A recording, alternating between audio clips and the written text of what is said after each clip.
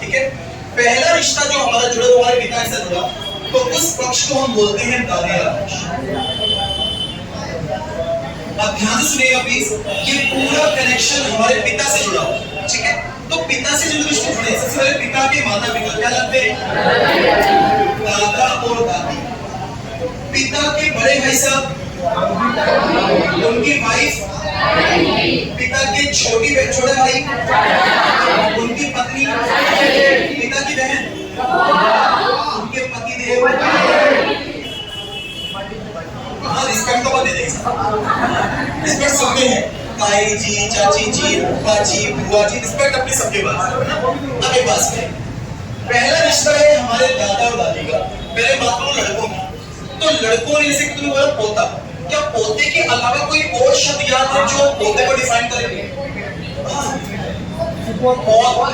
बिल्कुल, ध्यान रखना, आपके जो दादा या दादी हैं, वो अगर आपसे सिंपल एक रिश्ते में बात करेंगे, तो लड़कों को बोलेंगे ये मेरा कौन है?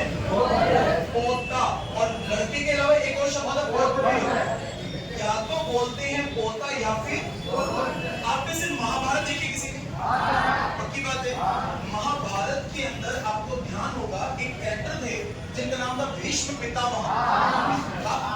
भीष्म पितामह, भीष्म का नाम था, पितामह मतलब भीष्म पितामह मतलब होता है दाऊजी नहीं सर, दादा। जो पितामह मतलब होता है वो दादा को संबोधित करता है।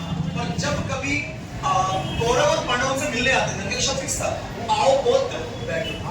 वो पोता नहीं बोलते थे, पौत्र, कि आओ पौत्र बैठो। इसका मतलब ये हुआ, और ध्यान रखना सिर्फ इसका ही मतलब है, कभी कभी ये पिता मतलब पिता नहीं होती है क्या? नहीं होती ना, तो दादा को ही बोलते हैं।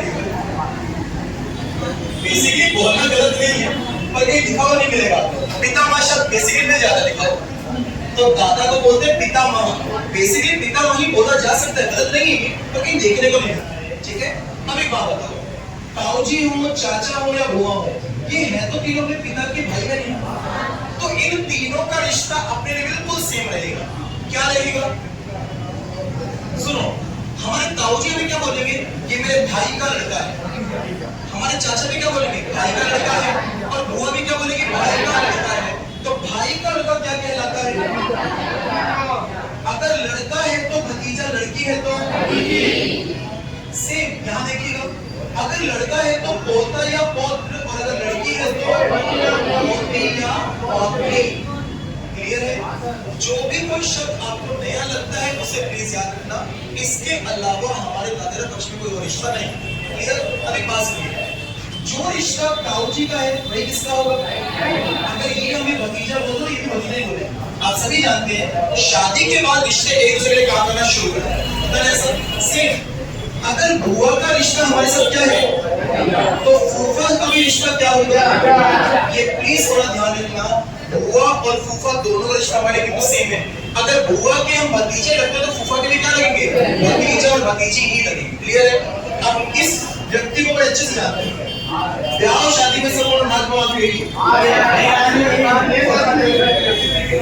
क्योंकि ये हक है, मुझसे भी हक में। ये देखो, सबको हम लोग वैसा नाराज बोला भी होगा, क्योंकि ये उस घर का बड़ा दामाद है। क्या ये बात सही है? क्योंकि ये उस घर का बड़ा दामाद है। छोटे दामाद जो तुम्हारे जिया जी हो, वो छोटे दामाद है, लेकिन ये उस घर के बड़ा पावना बेचारा। तो ये को मतलब यहाँ की वैल्यू ज्यादा है, लेकिन वो नाच बड़ी जल्दी हो गए। मान मत करो यहाँ की बैशा फूफा जी को मूत्र हो जाए, फूफा जी नाता होगा, सभी देखते हैं, लगभग देखा होगा। हालांकि ये व्यक्ति जो होते हैं 100 फूफा जी में 90 फूफा जी ऐसे जो वैसे बात बना लेते हैं, और केवल 10 ऐसे जो काम में बहुत अच्छा काम हाथ बढ़ाते हैं, काम को संभालते हैं। बाकी तो मुनाफा में पूरी टाइम निकल जाए।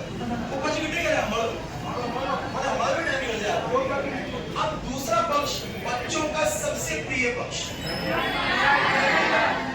कभी भी गर्मी की छुट्टियां पड़ती, कभी भी सुना आज बुआ जाओ, हमारे जाओ, इसका मतलब सबका फेवरेट पक्ष नदेरा पक्ष, जिसे बोलते हैं ननिहाल पक्ष।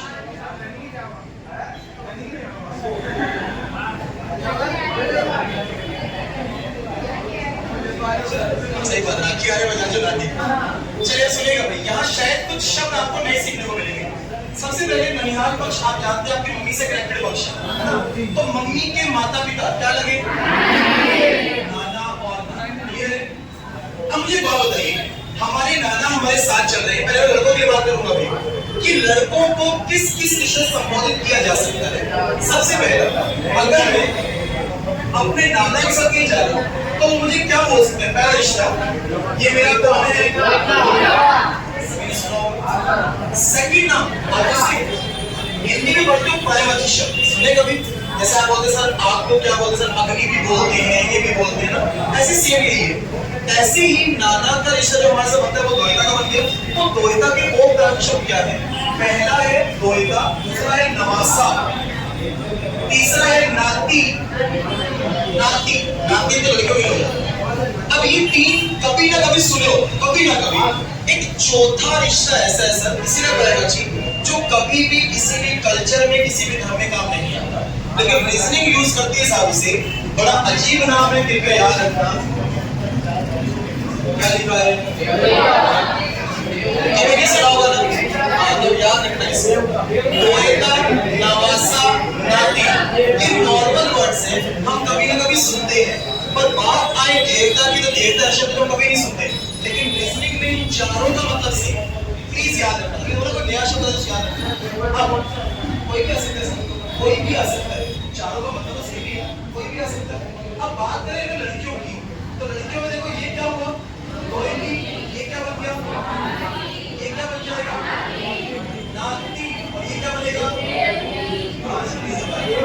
अगर छोड़ो देवता तो छोड़ देवता तो बैठे, ये नहीं कर सकते। तो पहले शब्द हो गया ये, दूसरा सुनना, मम्मी के बड़े भाई, छोटे भाई, कुल मिला के मम्मी के भाई, बड़े भाई छोटे मामा लगता है ना, मामा की पत्नी मामी, अच्छी मम्मी क्या है? मौसी, और माँ का पति देव मौसाची। अब सुनो, अगर मामा और मौसी की बात करें तो अभी क्या बोलेंगे? ये हमारी बहन के बच्चे, और बहन की संतान को बोलते हैं भांजा या भांजी। हम लोकल में यूज करते हैं भाणेज, है ना? अब भाणेज शब्द गलत नहीं है सर, पर भाणेज कभी जेंडर नहीं बताते। फॉर एग्जांपल, मेरी बहन का लड़का है तो भी मैं भाणेज कह सकता हूँ, मेरी बहन की लड़की तो भी भाणेज कह सकता हूँ। इसका मतलब भाणेज ने जेंडर क्लियर नहीं किया, तो हमें जेंडर कंफर्म करने के लिए अगर लड़का है तो लड़की है तो। और ध्यान रखिएगा, मामा और मामी रिश्ता सेम रहेगा, मौसी और मौसा रिश्ता सेम है। क्लियर है? जो रिश्ता बुआ के साथ वही फूफा के साथ, जो रिश्ता मौसी के साथ वही किसके साथ? आधा रह जाएगी।